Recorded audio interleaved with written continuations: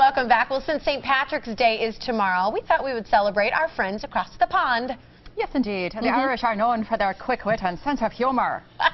We invited the nickname guy, John Leaf, to tell us more Irish nicknames we can all enjoy. Yeah, good to see you, John. Hey, great to see you. Nicknames are fun, and the Irish are the masters, aren't they? They are, absolutely. There's something about that culture that, you know, they have kind of a positive, negative view of themselves, if there is such a thing. And there's something about the Irish culture that just seems to lend itself really well to nicknames. Do you think you can make up a nickname for anybody? Is that what I read or heard? Well, I'll give it a try. Yeah. What can you do with Denise Katarovic? Nothing. Nothing. Mick Denise. How's that? Yeah, Mick Denise. Okay. What was mine? It was Tiff McOgle. McOgle, right? Yeah, because Ogle's a little clumsy. McOgle. Right, exactly. Right. Mick Denise, I don't know. That's an easy one for everyone to take part in on St. Patrick's Day.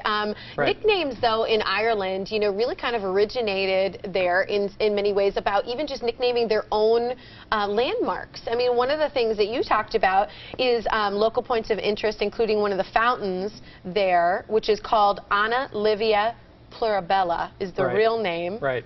And what is the nickname for it? The floozy and the jacuzzi. Don't we have a picture? Which they call their own. They named it themselves. It sounds so pristine, the original, and then what they call it is... Well, imagine getting a gift as a country from the Queen of England, right? Yes. I mean, pretty big deal. I'm sure she had no expectation that once she bequeathed that to the country of Ireland, that they're going to end up calling her the floozy and the jacuzzi. Look at her. Right? I mean, talk about a gift well-intentioned blown up in your face. And you have some more of those, too. Who's the tart with the cart? Yeah, the tart with the cart. That's Molly Malone, who's very well known, and actually the sculptor didn't mind giving it a bunch of nicknames. I mean, she's got all kinds of them. That's just the one that's most prominent with that particular sculpture. But yeah, the city of Dublin has a ton of sculptures in town, and they're all nicknamed. And the country of Ireland has about 30... the tart with the cart. The tart with the cart, right? Yes, there she is. I love it. Another one is an underwater clock in the River Liffey.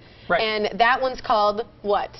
The chime with the slime. I mean, again, I don't know if it's the Guinness, but, you know, there's something about Ireland where everything seems to have a nickname. I mean, you started the show out this morning talking about some of the sayings, the limericks and all that kind of thing, but there just seems to be something inherent in the culture that lends itself to nicknames, absolutely. I think it's very true, and I think it's one of those cultures, like you had kind of chatted or given us some information. Nobody spends a day saying, like, oh, we all want to be German today, or oh, we all want to be Czech today, you know? Right. But everybody on St. Patrick's Day kind of pretends or wants to be a little Irish. Right. Yes. Right. I mean, it's kind of like Green Halloween. Yes. You know?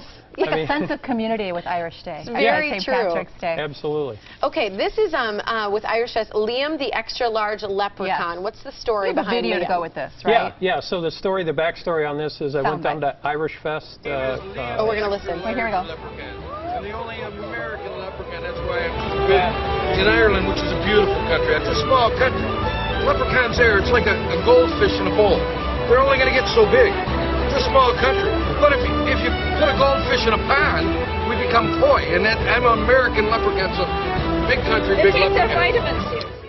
All right, I stay with C and I love him, Liam the Leprechaun. Liam the Extra Large Leprechaun. Yeah, Leprechaun. right. So I went down to Irish Fest and did some man on the street videos. I shot that video, and literally within 2 minutes of walking into the gate, I ran into him, and loud and proud, you know. But yeah, great stuff. I mean, Irish Fest is a terrific location for nicknames, absolutely. I love Irish Fest here. Who is Mick Wop?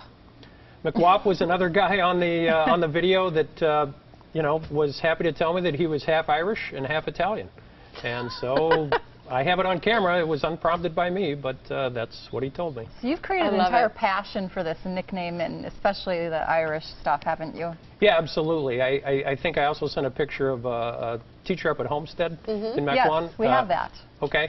And his name is Mr. O'Brien. For your viewers, he'd be the guy on the right. The guy on the left's a Homestead football player. But anyway, Mr. O'Brien is nicknamed by the kids OB.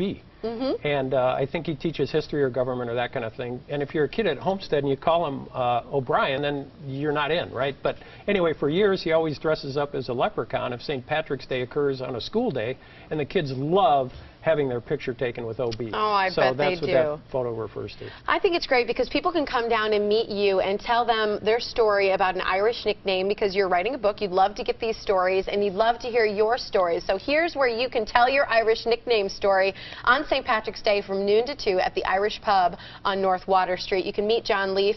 Here's where you can also follow him. You can go to his website, nicknamestories.com, or follow him on Twitter at The Nickname Guy, appropriately named. Good to see you, John. Awesome. Hey, great to see you. Yeah, thanks Thank for you. being here. Have a good weekend. You too. Absolutely.